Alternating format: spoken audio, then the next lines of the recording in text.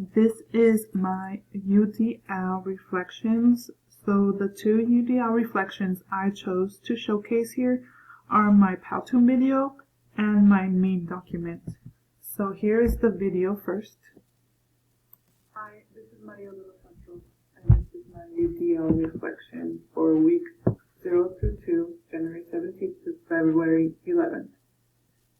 There are 3 concepts I learned throughout week 0 to 2, and they are in form of questions. First question is, what elements should go into teaching? What are some ways to include UDL? How to go about creating the lesson? What elements should go into teaching? Some of the elements I learned throughout these 2 weeks are including UDL guidelines, teachers should include personal identity, and also should learn student strengths.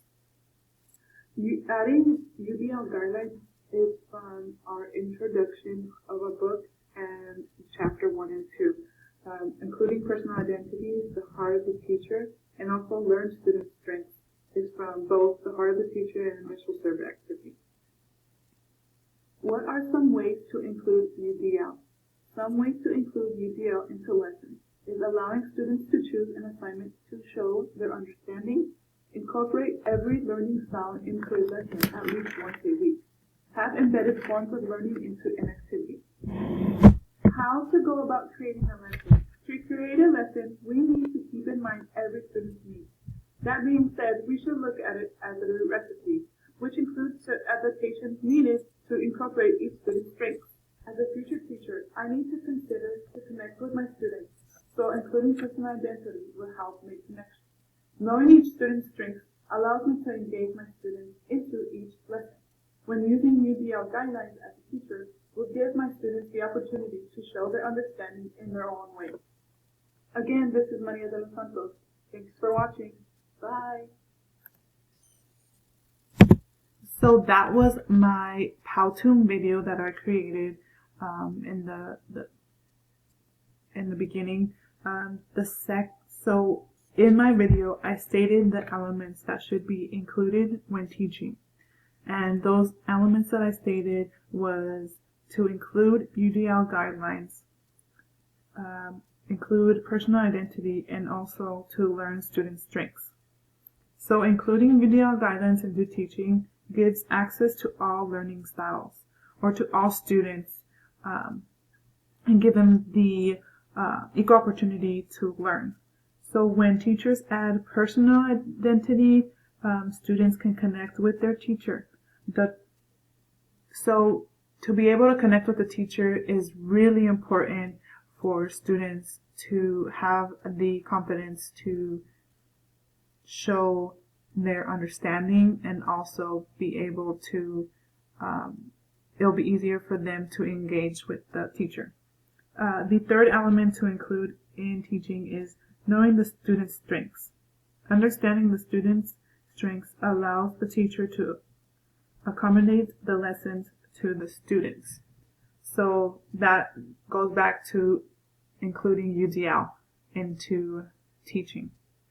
So my other UDL reflection that I chose was the meme document that I made.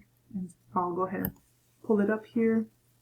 So the first meme that I chose for week 5 through 6, February 25th to March 11th, was this one where it says, evaluation should be connected to the learning objective because it takes place throughout the lesson. So the meme states evaluation is connected to the learning objective. I stated this because evaluating the students does not just take place at the end of the lesson. Evaluation should take place throughout the lesson to understand where the students are.